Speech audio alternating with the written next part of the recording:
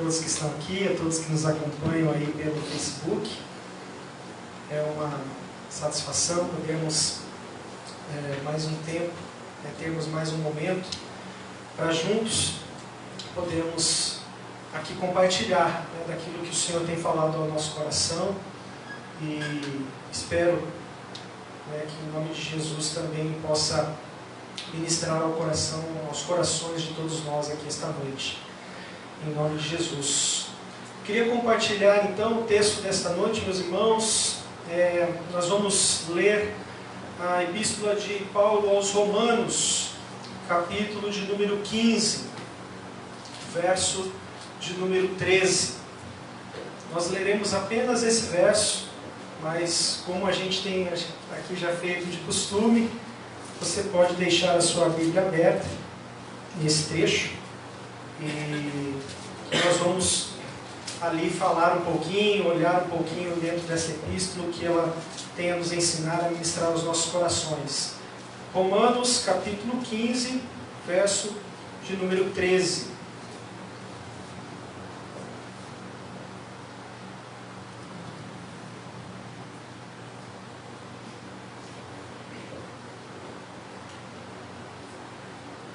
Diz assim a palavra do Senhor: que o Deus da esperança os encha de toda a alegria e paz por sua confiança nele, para que vocês transbordem de esperança pelo poder do Espírito Santo. Vamos orar. Senhor, sua palavra está aberta e pronta para ser compartilhada. Que teu Santo Espírito me use, Senhor, neste momento, para que o Senhor venha ministrar aos nossos corações, à tua igreja, trazendo edificação para o louvor da tua glória, em nome de Jesus. Amém. Amém, meus irmãos. O tema dessa mensagem é por uma igreja que transborde esperança. Legal que nós cantamos aqui, a última música, ela tem já um pouco de relação com o que a gente aqui, pela graça de Deus, pretendemos compartilhar aqui.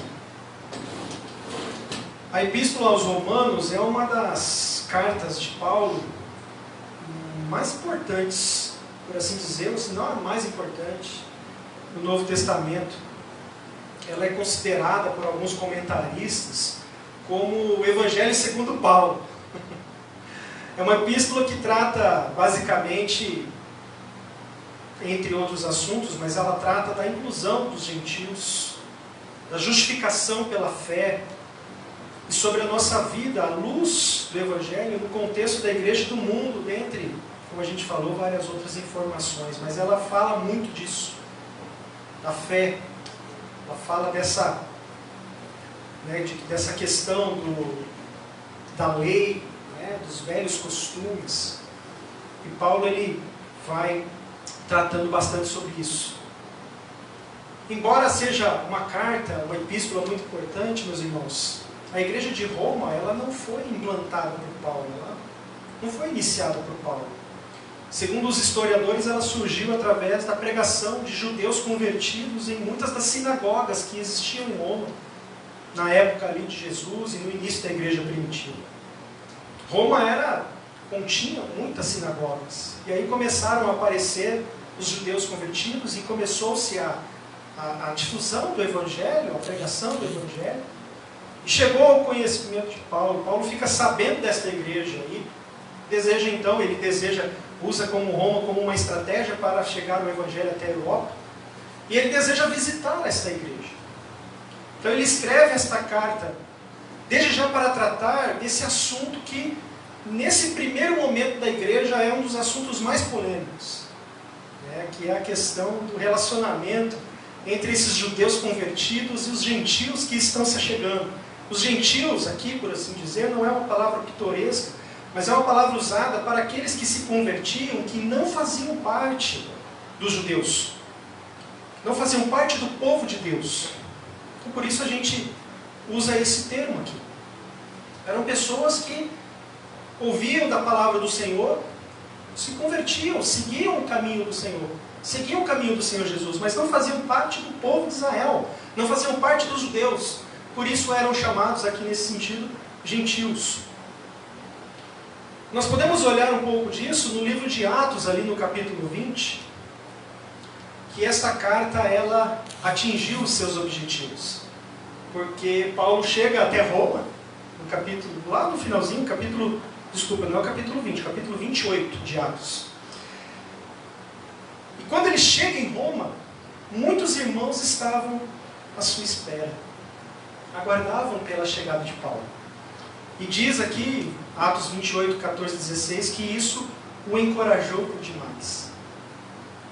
Então a gente pode olhar, meus irmãos, a epístola de Paulo aos Romanos e ver que é uma carta que teve êxito. Uma carta que teve os dizeres, aquilo que Paulo trouxe para esta carta num primeiro momento, atingiu os seus objetivos para essa igreja.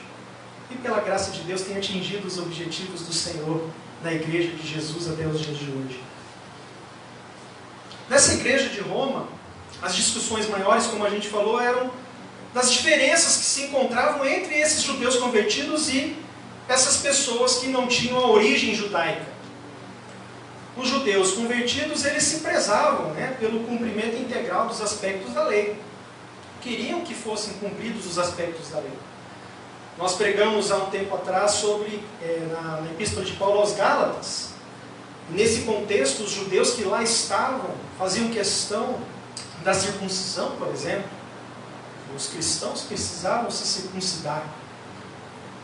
E aí Paulo faz um tratado sobre isso. E aqui no contexto de Romanos, nós vamos vendo que essa situação da lei era muito na questão do próprio aspecto da importância da lei, dos ritos da lei, e também na questão da comida, como a gente vai observar um pouquinho antes aqui, dentro do capítulo 14, dentro do capítulo 15 de Romanos. E essa situação da seguir ou não a lei, de seguir ou não se eu devo comer isso, se eu devo comer aquilo, isso estava chegando numa situação que, se não fosse tratada, se não fosse colocado em panos, de forma transparente, de forma resolvida, certamente traria um resultado desastroso para essa igreja. Por isso, nesses 11 primeiros capítulos de Paulo aos Romanos, Paulo trata sobre os aspectos da doutrina cristã na perspectiva da vida do Espírito. E a partir do capítulo 12, ele vai então, dos versos mais conhecidos, apresenteis o vosso corpo como sacrifício vivo, santo, aprazível a Deus, e assim segue, falando muito sobre essa questão da prática cristã a partir dessa nova realidade do Espírito Santo. E assim a gente tem na epístola de Paulo aos Romanos um verdadeiro tratado aqui sobre o Evangelho, correlacionando a lei com a graça, promovendo o equilíbrio, o entendimento, à luz do Evangelho, entre esses dois grupos de pessoas, os judaístas e os gentios. Como a gente viu no livro de Atos, Atos capítulo 28, quando Paulo se encontra com a igreja, esta situação pela qual ele escreveu já era uma situação pacificada, era uma situação que se encontrava equilibrada. Não que não viessem a ter problemas depois, mas já era uma situação que havia sido resolvida. O nosso verso base, ele é um texto muito bonito, muito inspirador. E ele está inserido no contexto da prática da fé a partir da perspectiva da vida do Espírito. Com os cristãos romanos viverem unidos uns com os outros, apesar de todas as diferenças. Como a gente vê nos capítulos 14 e 15, logo nos primeiros versos, quando Paulo fala para os mais fortes na fé acolherem os que são mais fracos. E Paulo aqui, no capítulo 15, nos versos 12 e 13, intencionalmente coloca o termo esperança como um elo, como uma chave para tornar essa convivência possível. E é debaixo desse contexto pela qual a igreja estava passando que nós queremos aqui refletir e ler o verso acima. A gente vai meditar sobre essa relação direta da esperança em Cristo com a alegria e a paz. E como isso leva a transbordarmos de esperança para os demais. Nós vamos dividir o verso 13 em 2 tópicos. E depois com as aplicações de cada um deles ao final. Vamos então ao primeiro tópico, que é a primeira frase. Quando a gente vê: o Deus da esperança os encha de toda alegria e paz por sua confiança nele. Crendo no Deus da esperança, uma vida repleta de alegria e paz. Essa primeira expressão já poderia servir para a nossa pregação de hoje. Poderia ficar só nela. Mas, como a gente vai entender a seguir, poderia ser muito confortável apenas falar sobre isso, mas a vida cristã não é falar sobre conforto. Mas ela faz muito sentido. E vai fazer mais sentido ainda com a outra expressão que nós vamos ver a seguir no segundo ponto. Nós já pregamos em outras oportunidades sobre esperança. Falamos um pouco sobre esperança. Quando falamos sobre 1 Coríntios 13, sobre o amor, a fé, a esperança e o amor. Nós falamos em Gálatas. Esse é um termo importantíssimo para os dias de hoje. A gente cantou aqui e faz total sentido, como a gente vai perceber daqui a pouco. Nós já passamos 7 meses de pandemia e ainda não apareceram previsões consolidadas sobre a normalização dessa situação. Está aqui dizendo que tem uma vacina russa, né, que está por chegar, vacina chinesa, mas os irmãos não estão muito animados com essas vacinas, não é verdade? A gente não está muito animado, mas estão aí dizendo. Aí tinha a vacina inglesa, né, de Oxford, a norte-americana, e aí pararam, aí voltaram agora a fazer novamente, enfim. Não há previsões concretas, né? Não tem ninguém assim falando, sairá tal data. Não temos.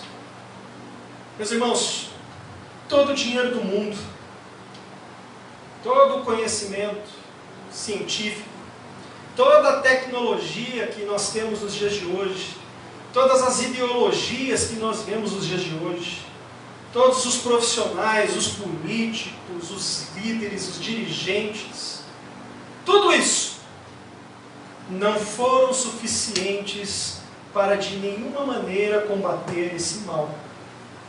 Os ricos continuam também morrendo de Covid. A tecnologia não está sendo capaz de elaborar uma vacina em tempo para com isso.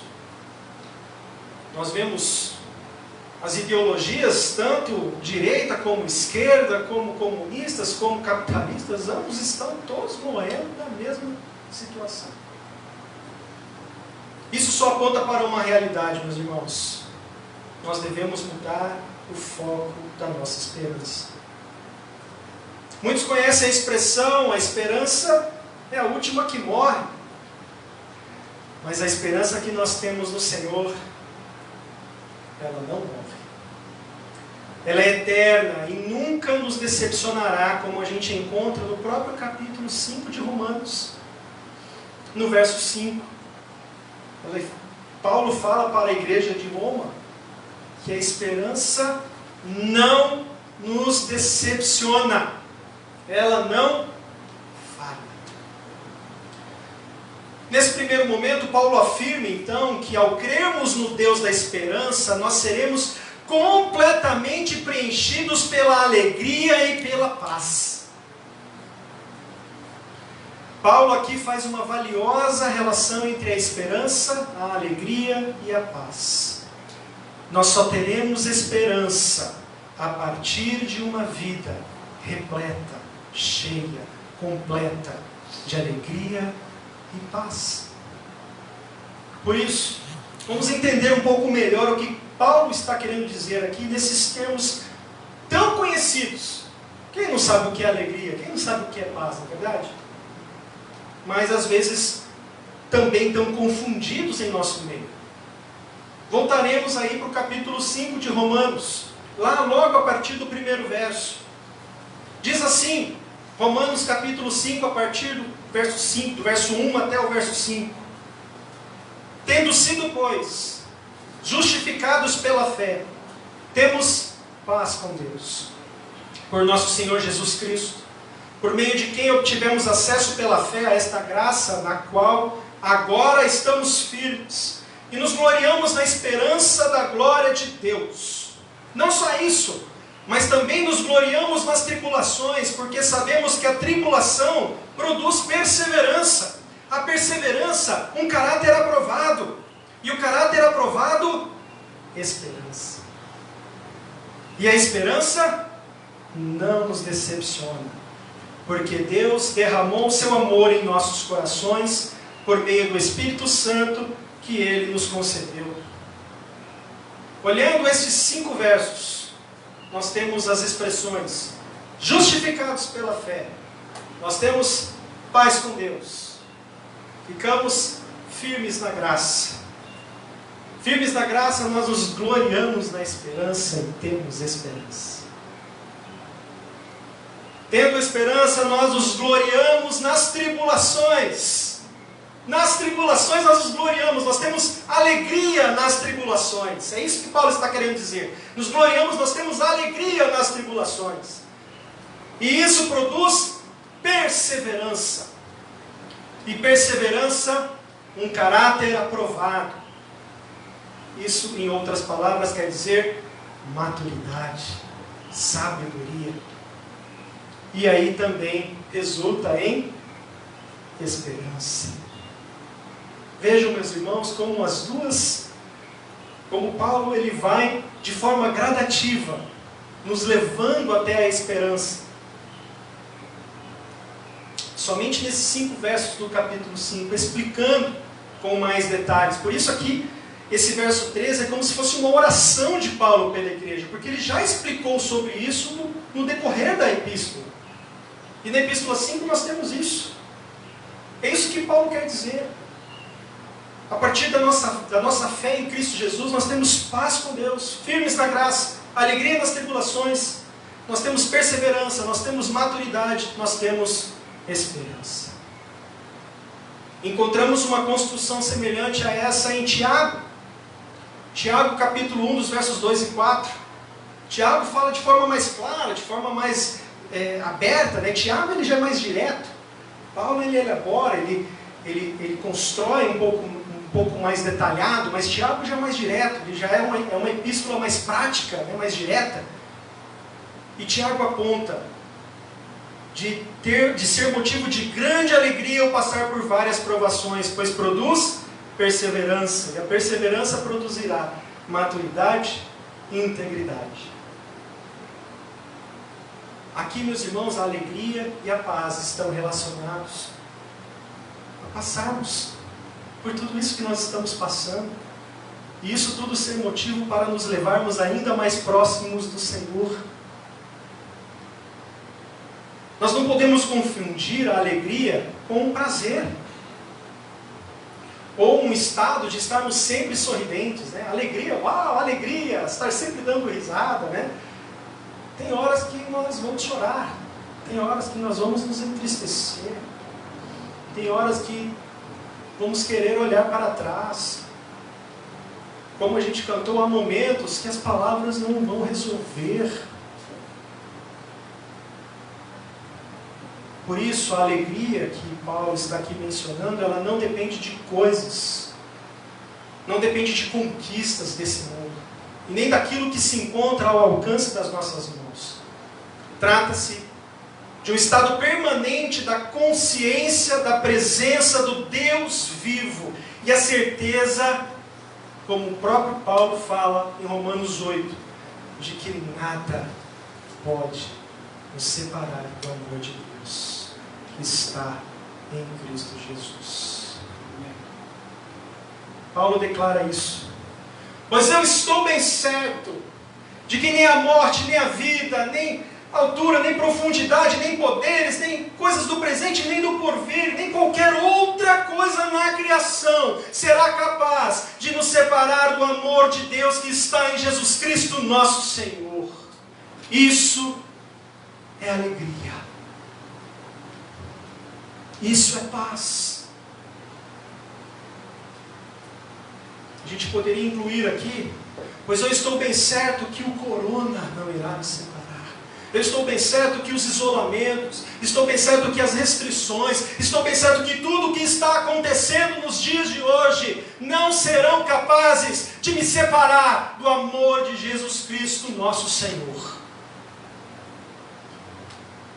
Era isso que Paulo tinha como intenção de proclamar na primeira frase do verso 13 para a igreja em Roma.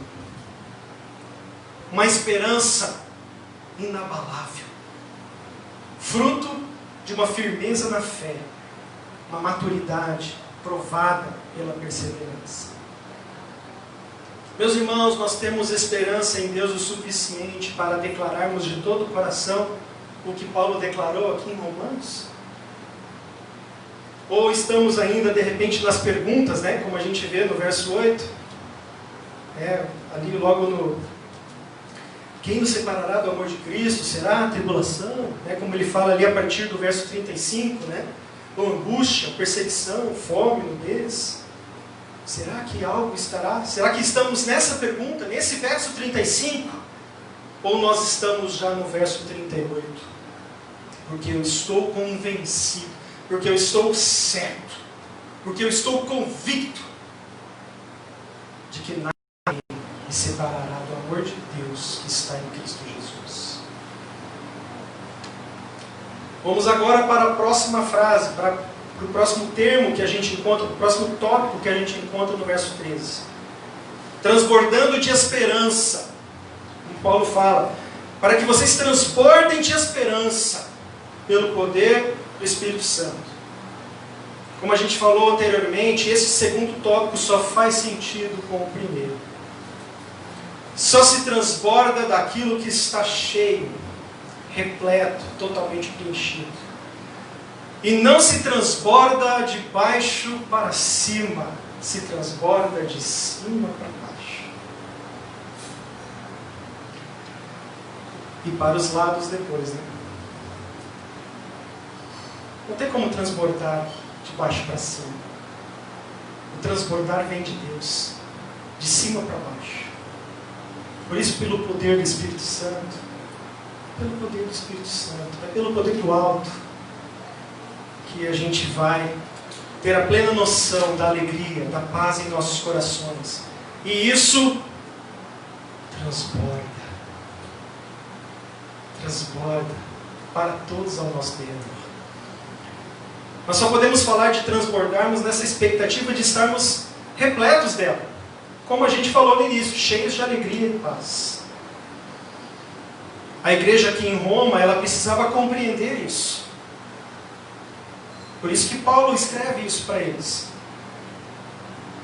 A igreja precisava compreender que acima de toda lei, que acima de todas as regras com relação às comidas, às bebidas, os cerimoniais judaicos, tudo que pode servir de empecilho para a vida em comum na igreja, agora estavam sob o reino de Deus no Espírito Santo. Por isso Paulo afirma em Romanos 4, verso 17, um texto bem conhecido: pois o reino de Deus não é comida e nem bebida, mas justiça, paz e alegria no Espírito.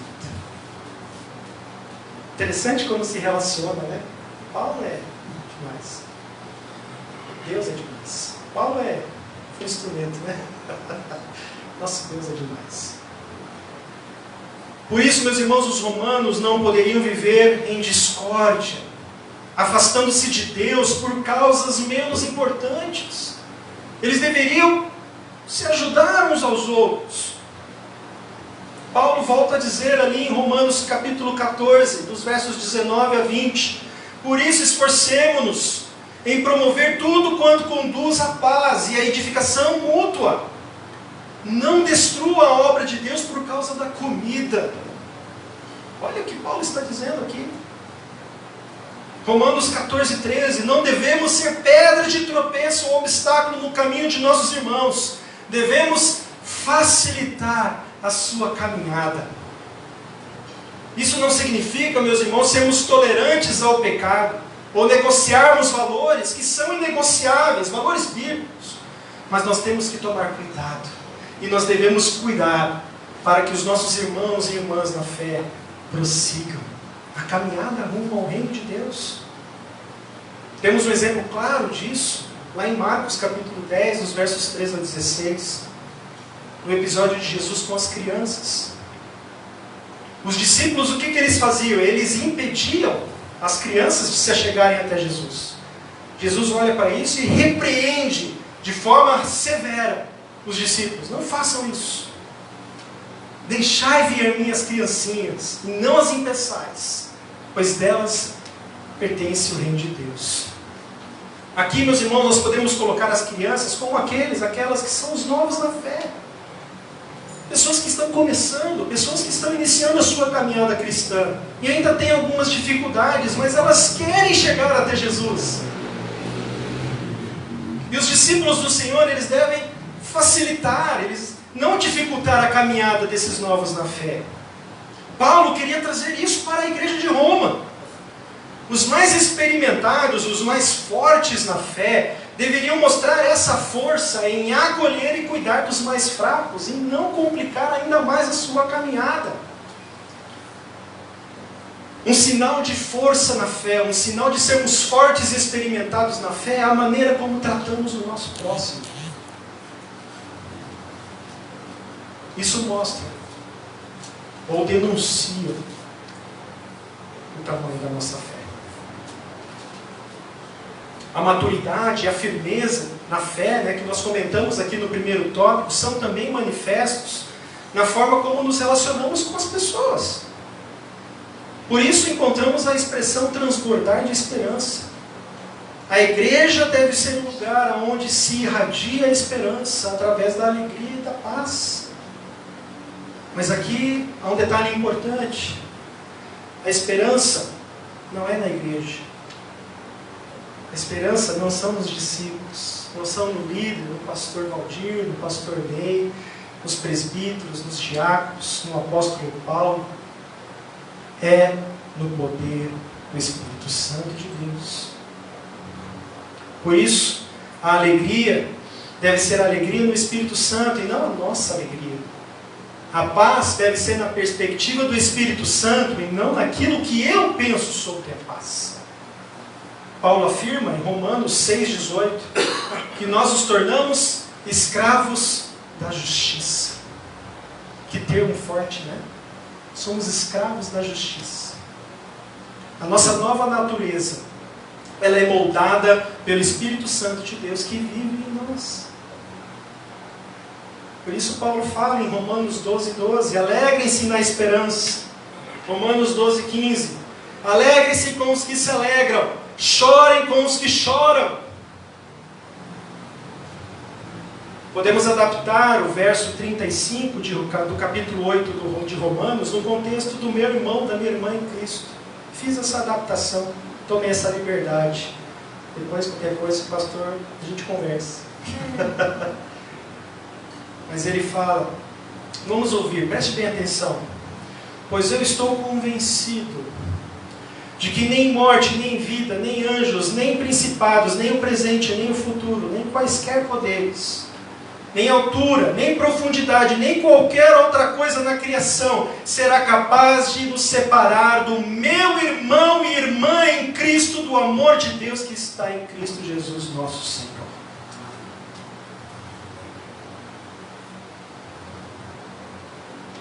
Isso é transbordar de esperança. Não desistirmos dos nossos irmãos e irmãs em Cristo. Isso é maturidade cristã. Isso é se manter firme na fé. Por isso que a gente falou no início, eu poderia pregar apenas o primeiro tópico. Ia ser lindo, né? A gente falar aqui de esperança. Mas que sentido faz uma esperança inabalável, se isso não transbordar para os demais. Não é isso que Cristo nos ensina, não é isso que Cristo fez por nós. Por isso, como igreja, também devemos buscar nos encher de alegria, de paz e transbordarmos de esperança. E isso também se refere ao próprio mundo. O próprio Paulo afirma no capítulo 8, verso 19 de Romanos. Olha só Romanos hoje. A natureza aguarda com grande expectativa a manifestação dos filhos e filhas de Deus. A natureza, a gente pode olhar a questão da própria criação, da natureza, dessa natureza que sofre, né, igual as queimadas no Pantanal que estão acontecendo nesse momento, igual a gente vê em várias situações as inconstâncias da natureza em si, mas a natureza também, a gente pode falar do mundo, das pessoas que não ouviam, das pessoas que não sabem quem é o nosso Deus. Esse mundo, ele aguarda a manifestação, a revelação dos filhos e filhas de Deus. Que manifestação é essa? Transbordar da esperança dos filhos e filhas de Deus em Cristo Jesus, pelo poder do Espírito Santo. Nós vimos aqui, meus irmãos, que a igreja de Roma cresceu e soube lidar com as suas diferenças. Inclusive, não é porque a gente olha só um texto isolado de Atos, mas há relatos de historiadores, inclusive não cristãos, informando sobre o modo de vida dessa igreja primitiva, inclusive em Roma. E eles falam que essa igreja era uma grande fraternidade. Inclusive o pastor Valdir falou, acho que do historiador Joséfo, né? Essa igreja, esse grupo, era uma grande fraternidade. E chamava a atenção porque realmente não havia diferenças. Era uma época em que existiam escravos, mas o escravo se sentava do lado do Senhor. E o Senhor se sentava do lado do escravo.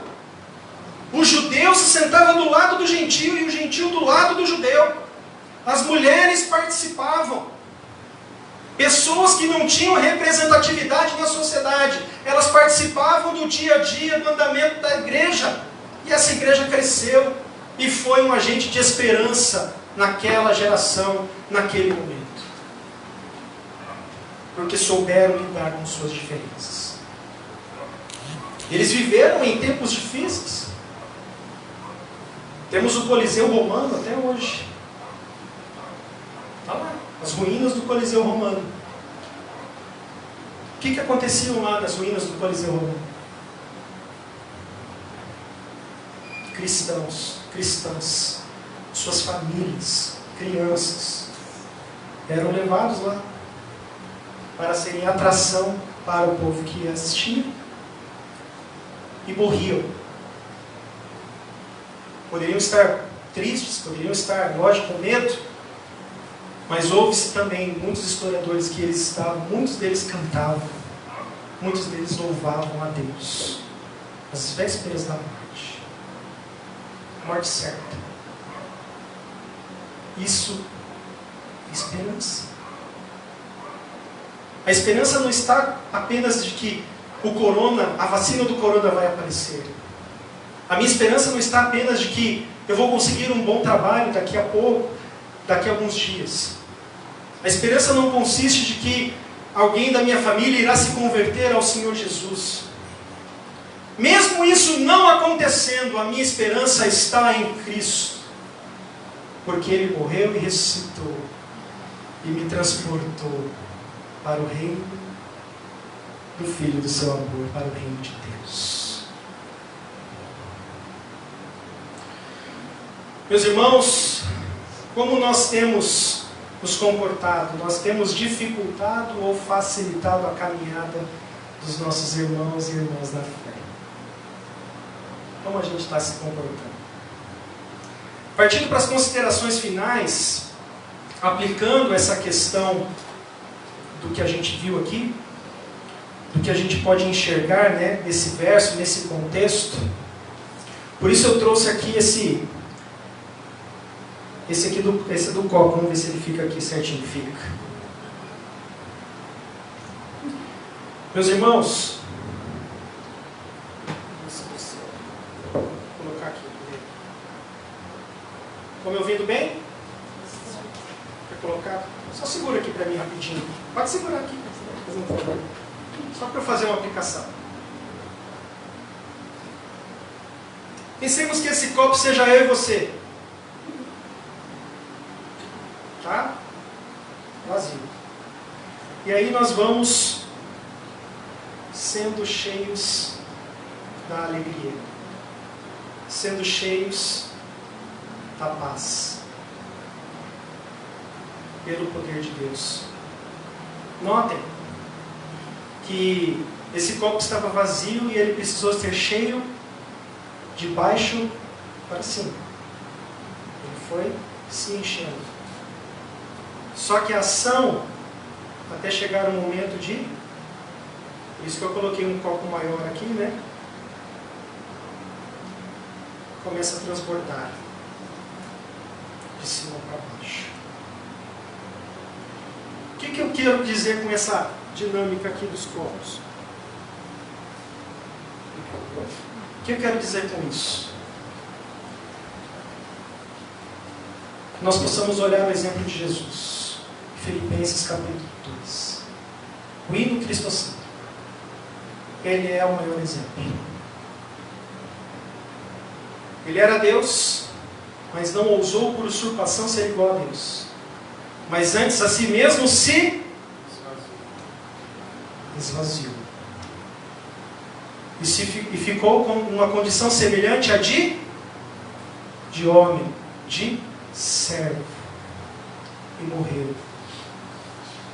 Porém, Deus o exaltou sobremaneira, para que ao nome de Jesus se dobre todo joelho, para que toda língua confesse que Jesus Cristo é o Senhor, para a glória de Deus Pai. Isso é transbordar. Ela exige um ato de se esvaziar. Por isso, o primeiro verso não faz sentido sem o segundo, e o segundo não faz sentido sem o primeiro. Eu não consigo me encher de esperança e isso ficar contido em mim. Isso precisa transbordar, porque é o amor de Deus. E por isso que para transbordar eu preciso me encher a ponto de transbordar para os demais. Que essa declaração de Romanos, aqui, de Paulo aos Romanos, no verso 35 do capítulo 8, seja uma realidade em nossas vidas. Seja expressão da nossa fé. Que nós façamos um exame minucioso em nossas vidas sobre isso. Tanto no contexto do verso 35, como na adaptação que eu fiz aqui, né, numa livre adaptação na vida minha e do meu irmão. Nós precisamos transbordar esperança. Que nós sejamos maduros, que nós sejamos firmes na fé. Eu trouxe uma letra de uma música bem conhecida, do Asaf Borba, que ele trouxe uma das expressões mais claras sobre isso. De nós resolvermos as nossas diferenças e seguirmos em frente. Ela diz assim: e na força do Espírito Santo, nós proclamamos aqui que pagaremos o preço de sermos um só coração no Senhor. E por mais que as trevas militem e nos tentem separar, com nossos olhos em Cristo, unidos iremos. Que essa apenas não seja uma linda música, mas um compromisso que eu e você, meu irmão, estamos assumindo aqui hoje. O mundo precisa de esperança e nós somos a resposta, porque nós temos aquele cuja esperança não nos decepciona. Vamos resolver nossas diferenças hoje. Vamos perdoar. Vamos receber perdão. Não vamos desistir dos nossos irmãos e irmãs em Cristo. Vamos prosseguir caminhando, unidos, para a honra e glória do nosso Deus. Amém? Que Deus assim nos ajude. Em nome de Jesus. Gostaria de entrar na bênção. Quando a gente fala de esperança, eu gostaria de colocar a bênção de Números capítulo 6, versos 24 e 26. Recebam a bênção do Senhor. O Senhor te abençoe e te guarde. O Senhor faça resplandecer o rosto sobre vós e tenha misericórdia de vós. O Senhor sobre ti levante o rosto e te dê a paz. Amém? Deus abençoe em nome de Jesus.